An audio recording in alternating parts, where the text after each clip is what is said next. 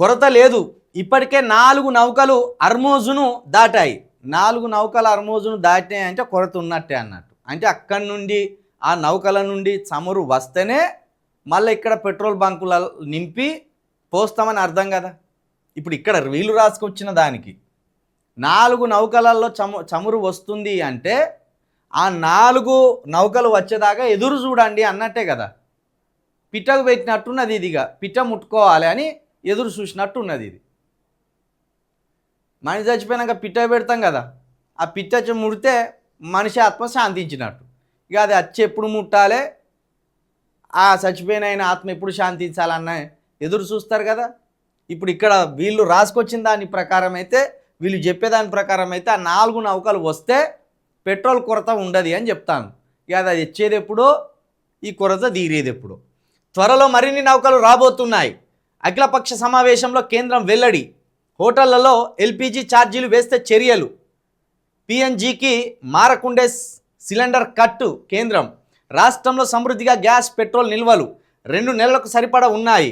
Black marketing చేస్తే చర్యలు. ఉత్తమ్ కుమార్ రెడ్డి. హైదరాబాద్లో మెట్రో ఏసీ డిలక్స్ బస్ ఛార్జీలో 30% రాయితీ.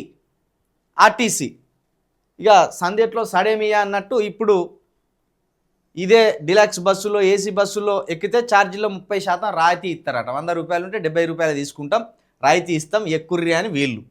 అంటే ఇప్పుడు పెట్రోల్ వల్ల, డీజిల్ వల్ల, గ్యాస్ వల్ల ఏర్పడిన కొరతతోటి, సంక్షోభంతో ఇదే ఆర్టీసీ బస్సుల్లో ప్రయాణాన్ని ప్రోత్సహించేందుకు ఈ ఛార్జీల్లో రాయితీ ఇస్తున్నారు. ఇది మంచిగానే ఉన్నది. ఇక్కడ కేంద్రమేమో నౌకలు వస్తున్నాయి అని చెప్తున్నది. అఖిలపక్ష భేటీ సమావేశం ఏర్పాటు చేసింది. ఇక హోటళ్లలో ఎల్పీజీ ఛార్జీలు వేస్తే చర్యలు అంటాను. ఏ బృందాన్ని పెట్టిండ్రు, ఎక్కడ పర్యవేక్షిస్తుండ్రు, సమస్యను ఎక్కడ పరిష్కరిస్తుండ్రు? ప్రెస్ మీట్ల ముందు కూర్చొని లేకపోతే మీరు సమావేశాలు ఏర్పాటు చేసుకొని ఏ సంక్షోభం లేదు అంటే ప్రజల్లో ఏర్పడిన సంక్షోభం తగ్గుతుందా? ఈ మాటలతోటి సమస్య పరిష్కరించబడుతుందా? గత 10 రోజులుగా, 15 రోజులుగా, లేకపోతే అక్కడ ఇరాన్లో యుద్ధం మొదలై నెల రోజులు దాటింది. దాన్ని అంచనా వేసి ముందే ఇక్కడ పరిష్కార దిశగా ముందు నుండే ఎందుకు ఆలోచనలు చేయలేదు?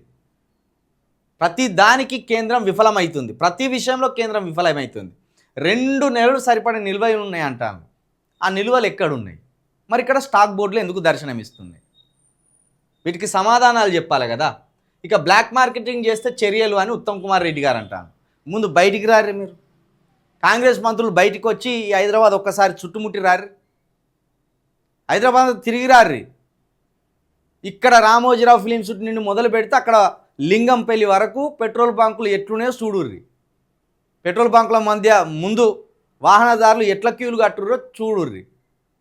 మీరు కూడా మారువేషాలు వేసుకొని వచ్చి ఆ పెట్రోల్ బంకుల దగ్గర క్యూలో నిలబడితే ఎన్నెన్ని గంటలు 1 లీటర్ పెట్రోల్ కోసం వాహనదారులు వెతలు పడతాన్లో, బాధలు పడతాన్లో మీకు తెలుస్తుంది.